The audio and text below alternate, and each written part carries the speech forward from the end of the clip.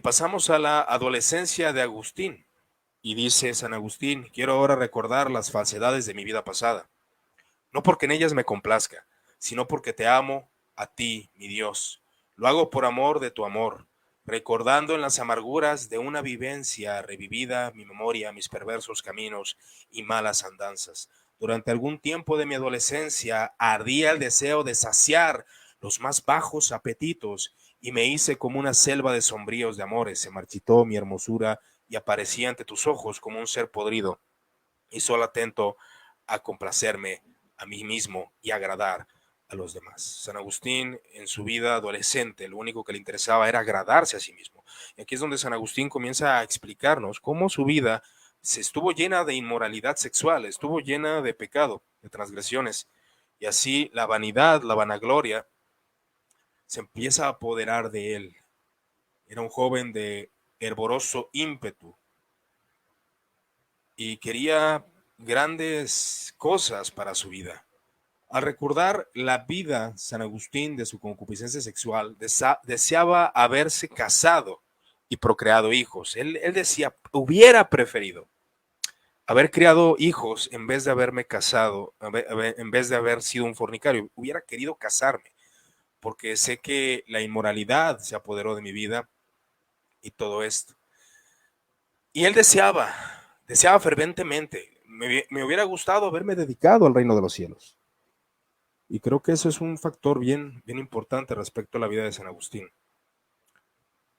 que el reino de los cielos, él cuando ya estaba convertido veía su vida pasada y sabía que no había andado por caminos rectos.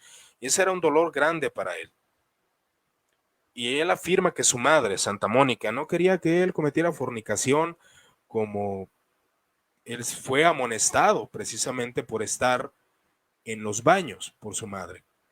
Los baños públicos eran aquellos lugares donde se iba precisamente una especie de prostíbulo, y el padre de San Agustín lo vio, y lo que hizo San Agustín fue alabarlo. Puede decirle: qué bien, hijo, que estás en este lugar. Pero su madre no, al contrario, le reprende y le dice con vehemencia: hijo, no toques mujer ajena, no lo hagas, tratando de regular la conducta de San Agustín, Santa Mónica, de cierta manera. Y creo que es algo que muchos cristianos se están enfrentando con sus hijos. Y San Agustín afirmaba precisamente que los consejos no eran suyos, sino que venían de Dios. No eran consejos de mi madre, no eran consejos de ella, sino que eran consejos tuyos, Dios, que me estabas dando desde que yo era un adolescente. Y Agustín robaba, buscaba la gloria, buscaba el poder y robaba simplemente para agradar a la gente con la que estaba como adolescente.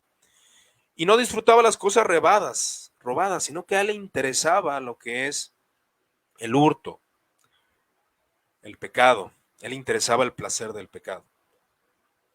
Y Agustín escribe: los amantes se complacen en las delicias de las caricias, pero ¿qué hay más deleitable que tu amor, que puede ser más amado que tu verdad, incomparable en su hermosura y esplendor? Y aquí es donde Agustín desarrolla su viaje a Cartago, y aquí comienza una etapa de su vida religiosa y filosófica. Y creo que aquí se puede identificar uno. No sé, tal vez tú te puedas identificar, o tal vez yo, porque la juventud es un momento en el cual ciertamente buscamos la verdad, buscamos un conocimiento, buscamos una filosofía que seguir, lo que es la juventud. Y esto lo puede ver usted en las universidades. Platicando con varios hermanos me conversaban acerca de que algunos de la generación de los años 70, 60, por ahí aproximadamente, en las universidades se hacían comunistas, o eran marxistas, o eran de Che Guevara, seguidores de Che Guevara. Es una edad muy fructífera en ese sentido, o sea, es una edad donde se puede sembrar muchas filosofías.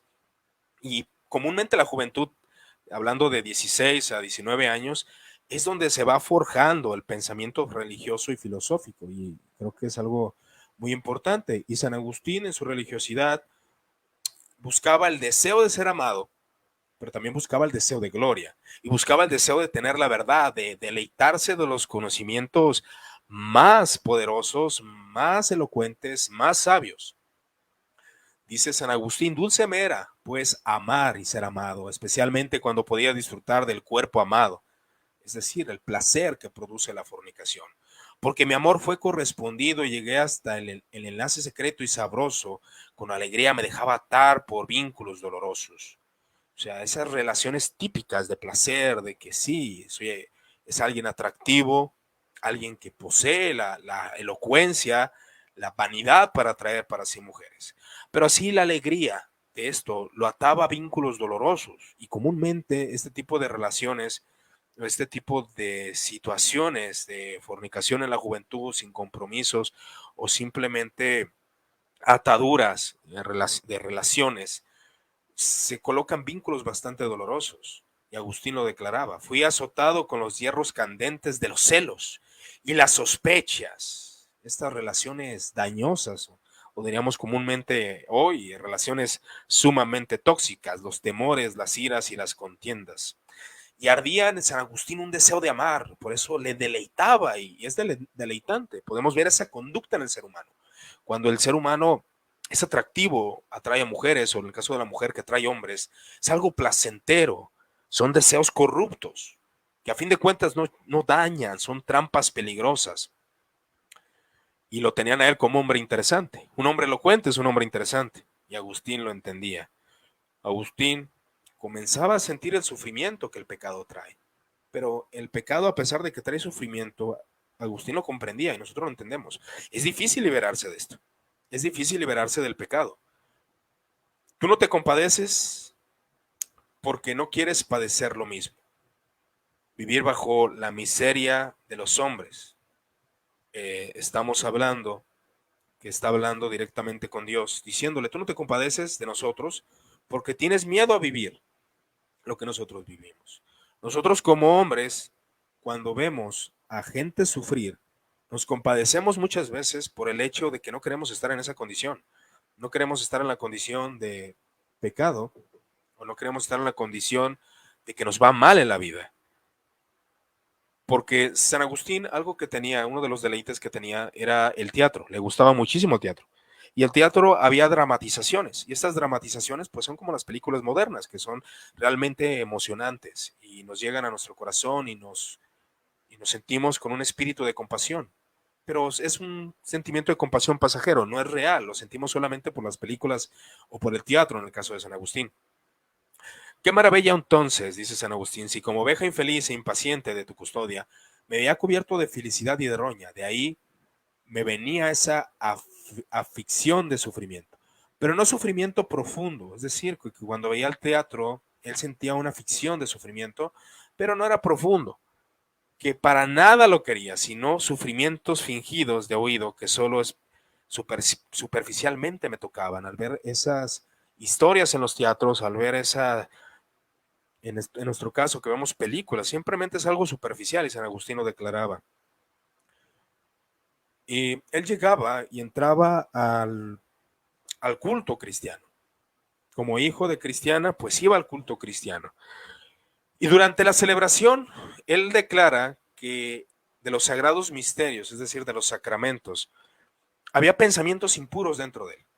Estaba sentado en esa butaca de la iglesia, de esas iglesias antiguas, y lo único que maquinaba era pensamientos impuros, maquinando cómo llevarlos a efecto y conseguir los frutos de la muerte. ¿Cuántas veces como hombres no hemos estado sentados en una iglesia, en un lugar, desde niños, de adolescentes, y maquilamos maldad? Nuestros pensamientos nos atrapan en un mar de iniquidad, en un mar de pecado.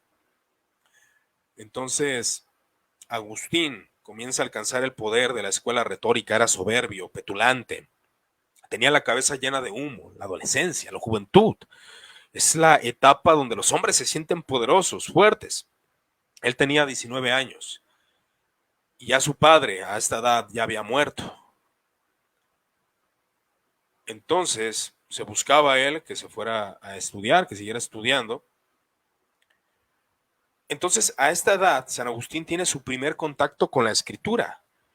No era posible que sintiera Agustín y pensara como pienso y siento ahora. Como era inevitable, me pareció, cuando leí la escritura, me pareció indigna. Tenía un lenguaje indigno. comparada con la prosa de Cicerón. La Biblia no la entendí, fue un encuentro con la Biblia bastante incómodo para San Agustín. De hecho, San Agustín afirma que todas estas historias que empieza a leer del Antiguo Testamento le parecen totalmente aborrecibles. Dice San Agustín: entonces fui a dar entre hombres de una soberbia delirante, muy carnales y excesivamente locuaces, en cuya boca se mezclaba un diabólico amasijo las sílabas de tu nombre, de tu Hijo Jesucristo y del Espíritu Santo, nuestro paráclito, consolador. Estos hombres no se apartan de su boca, pero no eran sin sonido puro, modulación de la lengua, pues su corazón estaba vacío de verdad. Aquí San Agustín se estaba dando cuenta, o al menos ya se da cuenta después de su conversión, que él se empieza a rodear de gente vacía, muy elocuente y con gran elocuencia, sabiduría, inteligencia y todo, pero gente vacía. Para San Agustín era totalmente aborrecible considerar que Dios podía hacerse en forma corporal. ¿Cómo es posible, Señor, que tú tengas cabellos, uñas, o puedas tener por justos a hombres que tienen muchas mujeres y matan a otros hombres y sacrifican animales, refiriéndose al antiguo pacto? ¿Cómo es posible que tú tengas por justos a esta gente? Esta gente no es justa. San Agustín tenía los mismos conflictos. Es muy posible que usted y yo hayamos tenido. También fueron conflictos que yo tuve cuando tuve mi acercamiento con la Sagrada Escritura. Vaya, me encuentro con historias que no entendía. ¿Cómo es posible que David tenga tantas mujeres? ¿Cómo es posible que Abraham tenga tantas mujeres? ¿Cómo es posible que David, después de cometer adulterio y asesinato, siga siendo considerado justo? No lo entendíamos, y así San Agustín. ¿Cómo es posible? ¿Dios puede tener cuerpo, cabello y uñas? ¿Cómo que Jesús es Dios? Y Agustín declaraba que él totalmente ignoraba que Dios fuera un ser espiritual que no tiene masa, ni dimensiones, ni miembros. Él no comprendía la infinitud de Dios y él no comprendía que ese Dios se había hecho carne. Para él era prácticamente imposible, y más como perteneciente a la secta de los maniqueos, él obviamente no comprendía y no entendía estas situaciones que le llevaron a San Agustín a rechazar el cristianismo.